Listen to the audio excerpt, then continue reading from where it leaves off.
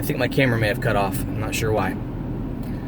So hopefully that intro is still there. If it's not, this video might make a little bit of not much sense, or maybe I'll re-record it later. I don't know.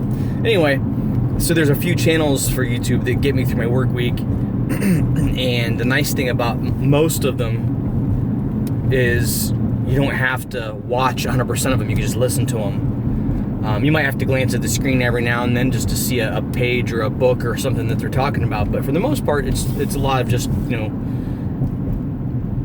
audio, which is good for me anyway, because I have to look at my screen to type up what I'm doing for work and messing with Oracle and all that stuff. But so a few of them for me personally are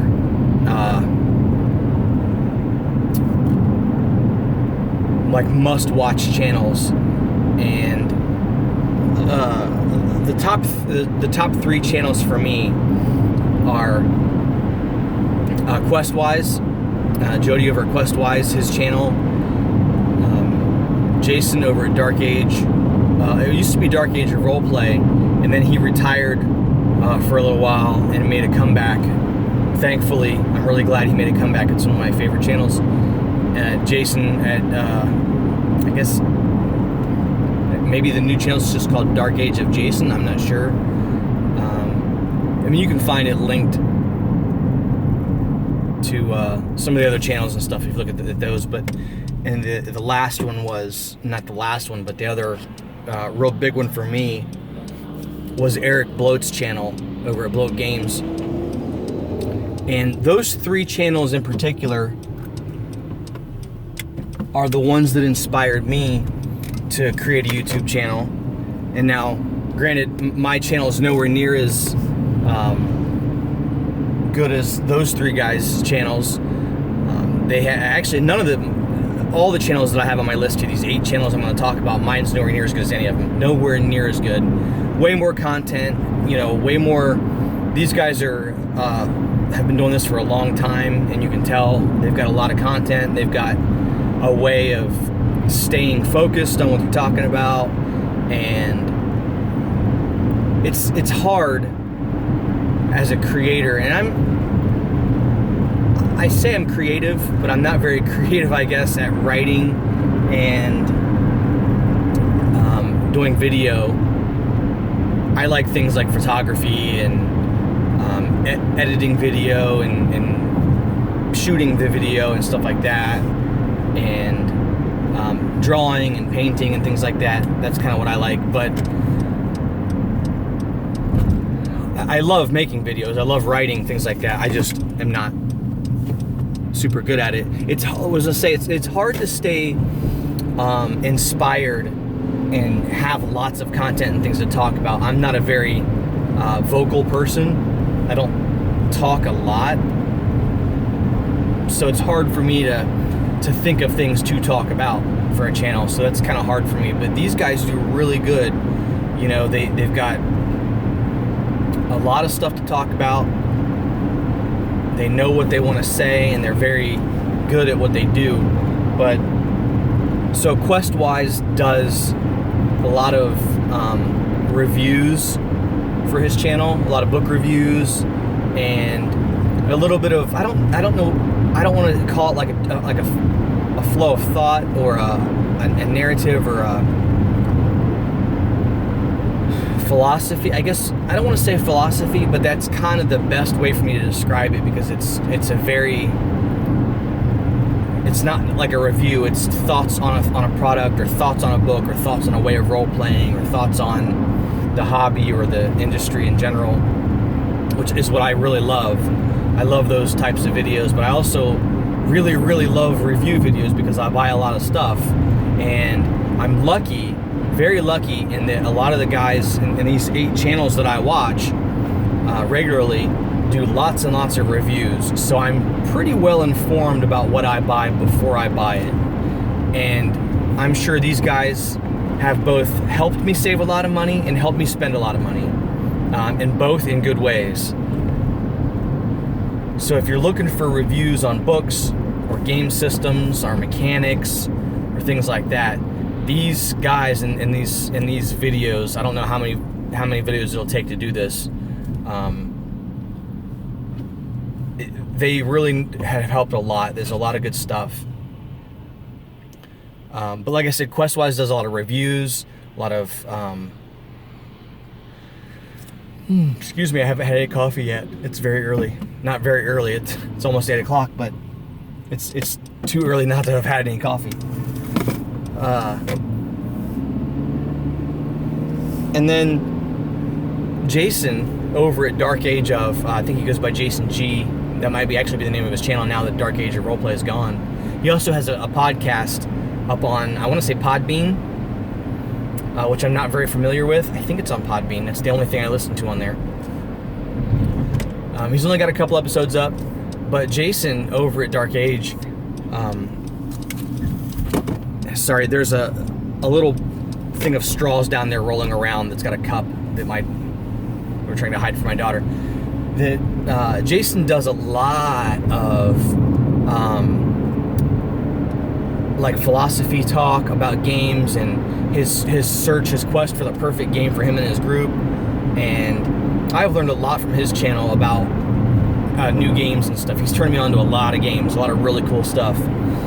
He does a lot of recaps of his games, not really many actual play videos, which is fine. Actual plays are okay. I enjoy some of them, but a lot of times you'll see a video that's like 3 or 4 hours long and there's only 2 hours of role playing. You know, there's lots of comedy dialogue and people fooling around and being goofy and lots of stuff that it just doesn't go on a camera. Like, it's okay to eat food while you're playing and stuff, but I'm pretty sure other people don't want to watch that. You know, they don't want to watch you eating food and munching and snacking all night, and you know, with all the weird things that go on with eating food and the noises and everything. But his recaps are second to none. This guy is so passionate about the games that he plays, and he doesn't really run any pre-made adventure modules or anything. He pretty much homebrews everything and does his own adventures and stuff, and his recaps are like second to none. The dude's top notch. I can sit and listen to him talk about why he loves certain games, what he loves about them, and things like that all day.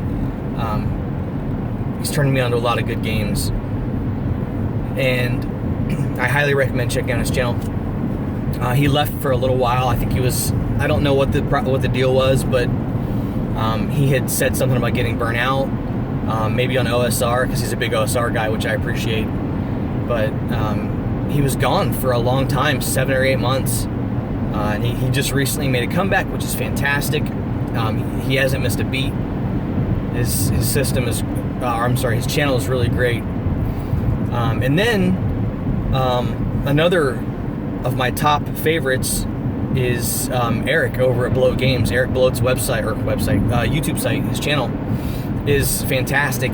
I don't think he puts out as much video content as he used to, because he's a lot more busy these days making awesome freaking games.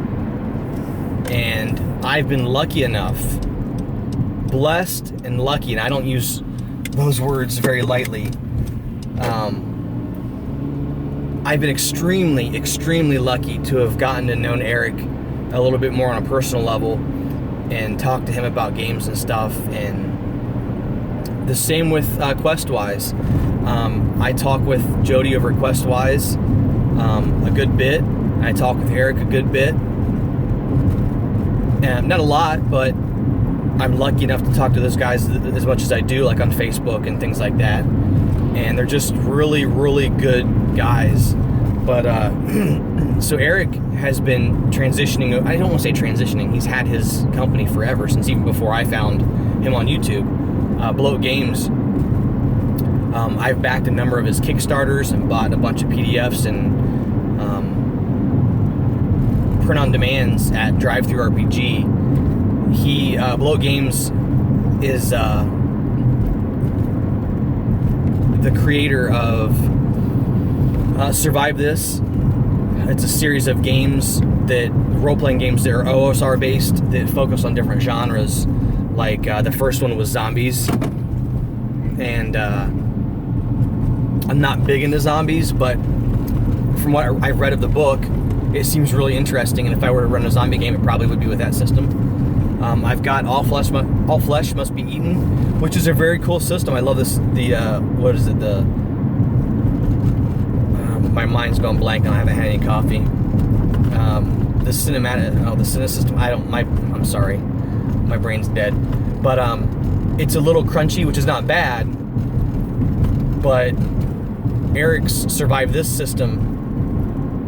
If you've played any sort of D&D, of any sort of version of it, OSR, original, classic, first edition AD&D, second edition AD&D, third, 3.5, fourth, fifth, you will be able to run Eric's Survive This system like that.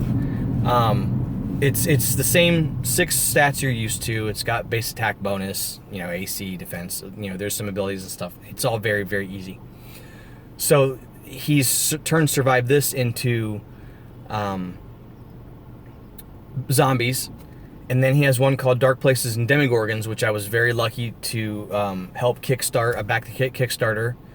And it is sort of a mashup of 80s style teenage kids, like trope style movies, like The Goonies, The Lost Boys,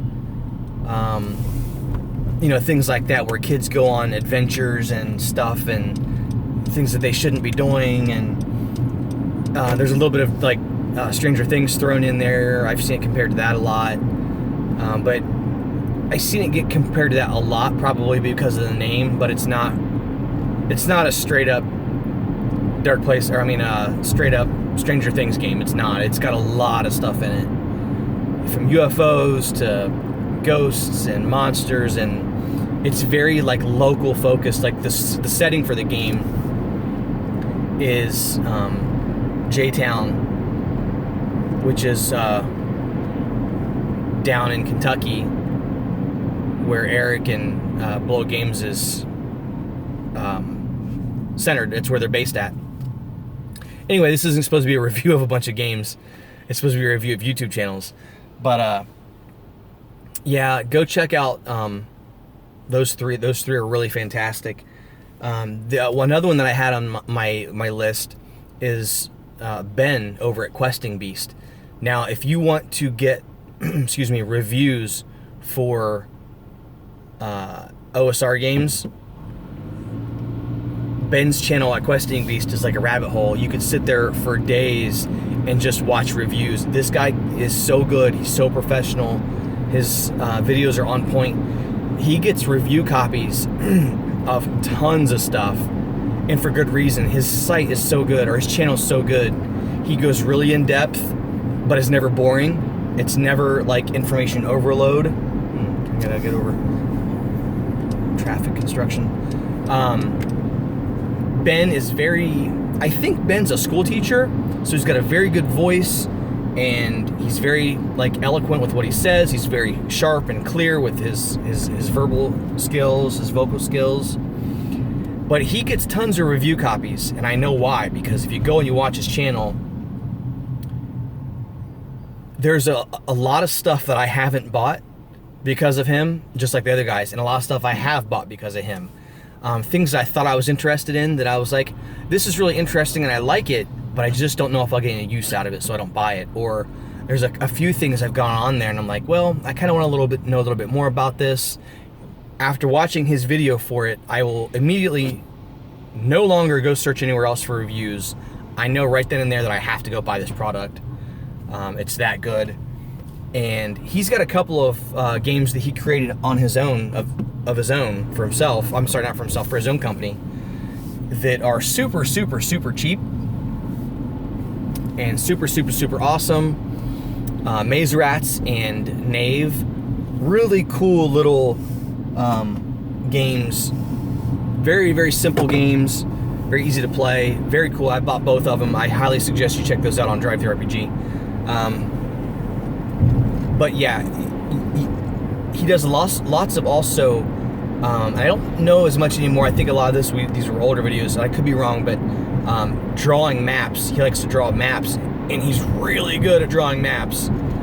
Lots of good things you can learn from him about drawing maps. Go check out Ben at Questing Beast. His channel, Questing Beast, is fantastic. He gets really in depth about his reviews, and I don't think he does any gaming recaps, which is a shame because I would love to hear some of his games that he plays. But yeah, Questing Beast is fantastic. Go check that out. Another one that I got into very early in my YouTube watching days was Ivan Mike 1968. I think that's just the only name. I think that's just the name of the channel, is Ivan Mike 1968. And Ivan is very much into OSR. A lot of the guys I watch are really into OSR because that's kind of where I'm going in my life, as opposed to more modern stuff. Some modern stuff's really good, don't get me wrong. But Ivan plays a lot of like Lamentations of the Flame Princess. What's the other one he plays a lot? That All for One Regime Diabolique, which I was lucky enough to find a copy of that used at Half Price Books locally 2 or 3 days after I saw his first video on it. So what are the chances there? I haven't got a chance to read through much of it because my library is so big and I have so little time. But he's been playing, I think, Circle of Hands by Ron Edwards lately. And Ivan does a lot of, that thing's really bad, I'm sorry if it's loud. Ivan does a lot of reflections on a lot of stuff, a lot of video responses, and really, really, really interesting take on a lot of things. Ivan does some really good videos, and he has a lot of them. So if you are looking for something to do and you got a little bit of time, but you're like, oh, I'm running out of stuff to watch, go check out Ivan's channel, or Questing Beast. Questing Beast has a lot of stuff. But yeah, Ivan's very much into mechanics and dice probabilities and reflections on how games are written and a lot of stuff like that. He does recaps that are really good, and he's got a presence, like a personality that just, you can tell he's kind of laid back and relaxed, and his videos are fantastic, man. They're really good. I highly suggest checking out his channel too. I'm getting ready to pull up to work, so I'm going to pause this, or not pause it, stop it, and come back later and talk about some more people on another video. So thanks for watching this video. I got another one coming about some more people to talk about. I've got a nice little list here of people that I want to talk about. So come back and get me for another video. It'll probably only be one more video because I only got 3 or 4 more people to talk about. So go check those guys out that I've been talking about, and then come back, check the next video out because I got some more cool people to talk about. And I will talk to you guys later. See ya.